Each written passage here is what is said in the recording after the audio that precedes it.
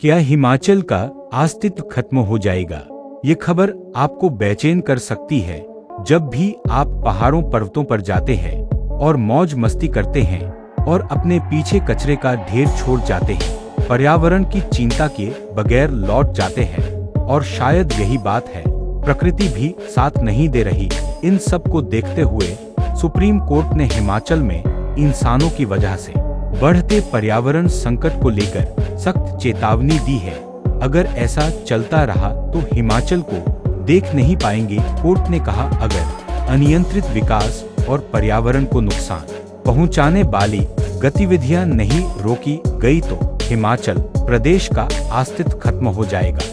नमस्कार दोस्तों, हिमाचल में सबसे ज्यादा फलैश फ्लड क्यों? क्या अब देवभूमि दर्द भूमि बन चुकी है? कौन है टूटते पहाड़ों का दोषी? ये कुदरत का कहर है या इंसान जिम्मेवार? पूरा विश्लेषण जानने के लिए हमसे जुड़े रहे तो शुरू करते हैं। भारत एक बहु आपदा प्रवण देश है, जहां दुनिया के किसी भी देश के मुकाबले सबसे अधिक आपदाएं घटती हैं। भारत के 29 राज्यों एवं 7 केंद्र शासित प्रदेशों में से 27 में प्राकृतिक आपदाओं जैसे चक्रवात, भूकंप, भूस्खलन, बाढ़ और सूखे जैसी आदि का कहर निरंतर रहता है। जलवायु परिवर्तन एवं पर्यावरणीय क्षति की वजह से आपदाओं की तीव्रता एवं आवृत्ति भी अधिक हो गई है, जिससे जान माल की क्षति अधिक हो रही है।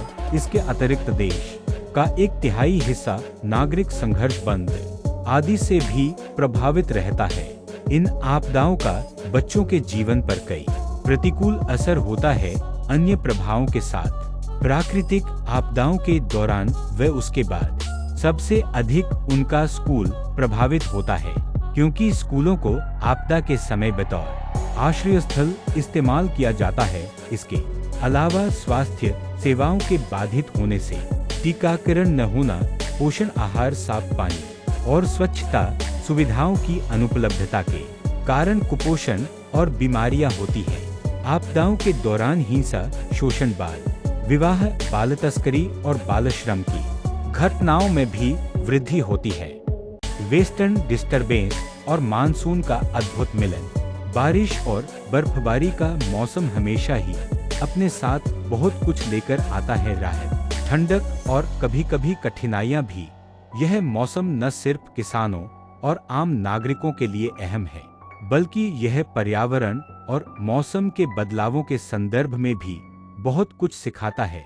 इस बार मौसम में कुछ ऐसा खास हो रहा है जिसे हम पहले कभी नहीं देख पाए। वेस्टर्न डिस्टर्बेंस, जो सामान्यतः दिसंबर में सक्रिय होते हैं, इस बार अगस्त के आखिरी हफ्ते से ही सक्रिय होकर हिमालय तक पहुंच चुके हैं, और जहां पहले मानसून का समय था, वहां अब दोनों प्रकार के नमी से भरे बादल जमकर बरस रहे हैं। यह दो अलग-अलग मौसम प्रणालियों का मिलन न केवल दिलचस्प है, बल्कि यह अनेक प्रकार के मौसम परिवर्तन और परिणाम भी उत्पन्न कर सकता है।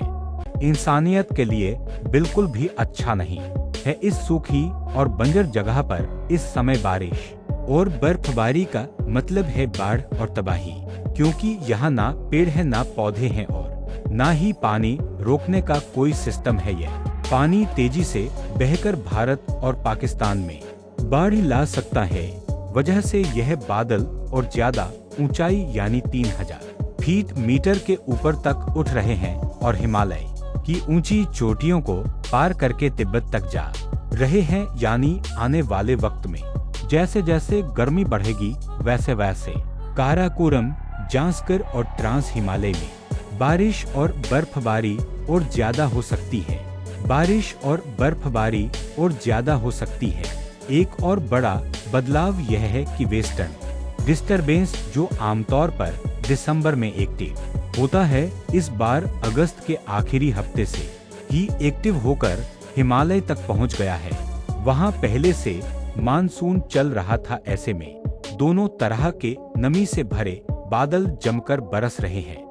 ऐसे में जब तेज बारिश होती है तो भूमि का कटाव शुरू हो जाता है। दूसरा जो मानवीय कारण है, हिमाचल में बन रहे फोरलेन हैं। इसमें ठेकेदार के वर्कर, जेसीबी और पोकलेन के ड्राइवर जो कटिंग कर रहे हैं वो सीधा 80 या 90 डिग्री में पहाड़ों को काट रहे हैं। काम करते समय पहाड़ी के ड्रेनेज सिस्टम को समझा नहीं जा रहा है।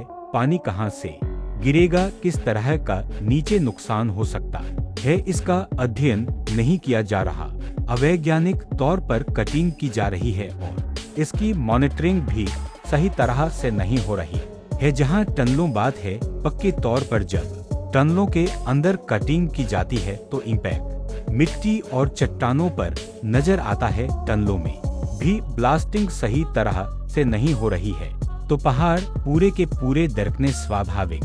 ऐसे में जब भी भारी बारिश होगी तो नुकसान तो होगा ही। 1 महीने के अंदर 92 लोगों की मौत। प्रदेश में 20 जून को हुए मानसून की एंट्री के बाद से ही कई स्थानों पर लैंडस्लाइड, फ्लैश फ्लड और बादल फटने की घटनाओं से भारी तबाही हुई है। छोटे पहाड़ी राज्य में 22 दिनों के अंतराल में ही 92 लोग मानसून में जान गंवा चुके हैं। इस साल प्राकृतिक आपदाओं ने ली 1600 लोगों की जान। जानिए क्यों आ रही इतनी आपदाएं। पिछले 2 दशकों में भारत ने हाइड्रोमौसमी आपदाओं के कारण भारी नुकसान झेला है। हजारों लोगों की जान, लाखों पशु, मकान और फसलें बर्बाद हुई हैं। राहत खर्च बढ़ है लेकिन आपदाओं की तीव्रता और आवृत्ति भी बढ़ रही है। जलवायु परिवर्तन और अनियोजित विकास इस समस्या को और गंभीर बना रहे हैं। ईटीवी भारत से बातचीत करते हुए मिनिस्ट्री ऑफ अर्थ साइंस के रिटायर्ड सचिव डॉ.